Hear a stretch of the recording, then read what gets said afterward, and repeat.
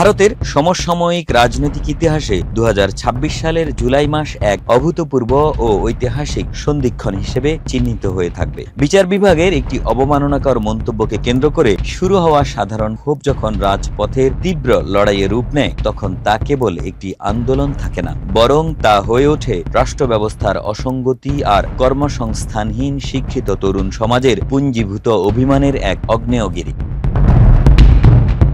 Cockroach জনতা party বা CJP নামক একটি অনলাইন ব্যঙ্গাত্মক প্ল্যাটফর্ম যেভাবে মুহূর্তের মধ্যে কোটি তরুণের ঐক্যবদ্ধ করে দিল্লির ক্ষমতার মসনদ কাঁপিয়ে দিয়েছে, তা দক্ষিণ এশিয়ার রাজনীতিতে এক নতুন উত্থানকে নির্দেশ করে। শিক্ষার অধিকার, কর্মসংস্থানের নিশ্চয়তা এবং প্রশাসনিক স্বচ্ছতার দাবিতে শুরু হওয়া এই আন্দোলন কি শেষ পর্যন্ত 2024 সালের বাংলাদেশের ছাত্র জনতার অভ্যুত্থানের মতো কোনো বৃহত্তর রাজনৈতিক পরিবর্তনের দিকে ধাবিত হবে? সেই প্রশ্নই এখন বিশ্ব রাজনীতির কেন্দ্রবিন্দুতে। যন্তর মন্তরের ব্যারিকেড ভেঙে সংসদের দিকে ধাবিত হওয়া লাখো শিক্ষার্থীর এই মিছিল কেবল নীতির পরিবর্তন চায় না, বরং তারা চায় রাষ্ট্রযন্ত্রের পূর্ণ সংস্কার। শিল্পী, সমাজকর্মী এবং কৃষকদের এই আন্দোলনে একাত্ম হওয়া ভারতের বিদ্যমান রাজনৈতিক কাঠামোকে এক কঠিন চ্যালেঞ্জের মুখে দাঁড় করিয়ে দিয়েছে। এই দাবানলের সূত্রপাত হয় এই বছরের 15 মে। ভারতের সুপ্রিম কোর্টের একটি বেঞ্চ মামলার শুনানির সময় প্রধান বিচারপতি সূর্যকান্ত বেকার তরুণদের উদ্দেশ্যে একটি বিতর্কিত মন্তব্য করেন। তিনি বলেন, সমাজে এমন কিছু বেকার তরুণ রয়েছে যারা কোনো পেশাগত অবস্থান না পেয়ে সামাজিক যোগাযোগ মাধ্যম ও তথ্য অধিকার আইনের অপব্যবহার করে বিচার বিভাগ সহ বিভিন্ন প্রতিষ্ঠানের বিরুদ্ধে অপপ্রচার চালায়। তিনি তাদেরকে ককরোচ বা তেলাপোকা এবং সমাজের পরজীবী বলে অভিহিত করেন। দাবার চাল এখান থেকেই ভিন্নভাবে শুরু হয়। 16 মে অভিজিৎ দীপকে নামে এক যুবক ককরোচ জনতা পার্টি বা সিজেপি নামে একটি অনলাইন প্ল্যাটফর্ম চালু করেন। বোস্টন বিশ্ববিদ্যালয় থেকে পাশ করা অভিজিতের এই ব্যঙ্গাত্মক উদ্যোগটি মুহূর্তেই ভাইরাল হয়। মাত্র কয়েক দিনে ইনস্টাগ্রামে দলটির অনুসারীর সংখ্যা 2,20 লাখ ছাড়িয়ে যায়, যা ভারতের ক্ষমতাসীন দল বিজেপির অনুসারী সংখ্যাকেও হার মানায়। সিজেপি কোনো নিবন্ধিত রাজনৈতিক দল না হয়েও তরুণদের কাছে জনপ্রিয় হয়ে ওঠে। তাদের দলের সদস্য হওয়ার প্রধান শর্তগুলো শুনলে আপনি অবাক হবেন। সদস্য হতে হলে আপনাকে বেকার হতে হবে এবং দিনে কমপক্ষে 11 ঘন্টা অনলাইনে সামাজিক রাজনৈতিক বৈষম্যের বিরুদ্ধে সোচ্চার থাকতে হবে।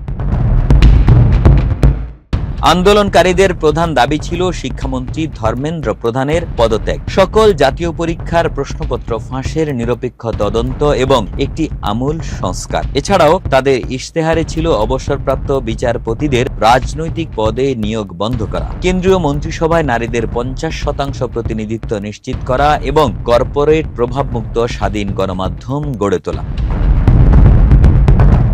আন্দোলনের চূড়ান্ত রূপ দেখা যায় 20 জুলাই 2026। সংসদের বর্ষাকালীন অধিবেশনের প্রথম দিন সিজেপির চলো সংসদ কর্মসূচিতে যন্তর মন্তর এলাকায় ছাত্র, শিক্ষক, অভিভাবক ও সমাজকর্মীদের ঢল নামে। প্রবল বৃষ্টি উপেক্ষা করে আন্দোলনকারীরা 3 স্তরের পুলিশি ব্যারিকেড ভাঙার চেষ্টা করলে দিল্লি পুলিশ লাঠিচার্জ ও কাঁদানে গ্যাস নিক্ষেপ করে। দিল্লির রাজপথ মুহূর্তেই রণক্ষেত্রে পরিণত হয়। বাইরে যখন সংঘর্ষ চলছে, সংসদের ভেতরেও বিরোধী দলীয় সংসদ সদস্যরা এই দমন পীড়নের প্রতিবাদে সরব ছিলেন। পরিস্থিতির গুরুত্ব বুঝে প্রধানমন্ত্রী নরেন্দ্র মোদীকেও সংসদ এলাকা ত্যাগ করতে হয়। এই আন্দোলনে কৃষক নেতা ও শিল্পী সমাজের একাত্মতা এক নতুন মাত্রা যোগ করেছে। রাজধানীতে বিক্ষোভ তীব্র আকার ধারণ করেছে। পরিস্থিতি নিয়ন্ত্রণে শহর জুড়ে জারি করা হয়েছে রেড অ্যালার্ট, বন্ধ করে দেওয়া হয়েছে দিল্লির গুরুত্বপূর্ণ 16টি মেট্রো স্টেশন। 22 জুলাই বুধবার সকালে হঠাৎ করে Rajiv Chowk, Central Secretariat, Mandi House, ITO Khan Market সহ একাধিক গুরুত্বপূর্ণ স্টেশনে রেল সেবা বন্ধ করে দেয় দিল্লি মেট্রো রেল কর্পোরেশন। এদিকে মেট্রো স্টেশন বন্ধের সিদ্ধান্তের সমালোচনা করেছে বিরোধী দল কংগ্রেস। দলের নেতা প্রমোদ তিওয়ারি অভিযোগ করেছেন, আন্দোলনের চাপে সরকার আতঙ্কিত হয়ে এমন পদক্ষেপ নিয়েছে। 2 বছর আগে 2024 সালের জুলাই মাসে বাংলাদেশে ঘটে যাওয়া ছাত্র জনতার অভ্যুত্থান যেভাবে একটি স্বৈরাচারী সরকারের পতন ঘটিয়েছিল, ভারতের এই শিক্ষা ও কর্মসংস্থান সংস্কার আন্দোলন কি সেই একই পথে হাঁটছে? রাজপথের এই লড়াই কেবল সংস্কারেই সীমাবদ্ধ থাকবে নাকি বড় কোনো রাজনৈতিক পরিবর্তনের দিকে ধাবিত হবে, তাই এখন দেখার বিষয়। একে আজাদ, ডেস্ক রিপোর্ট, মানব কণ্ঠ।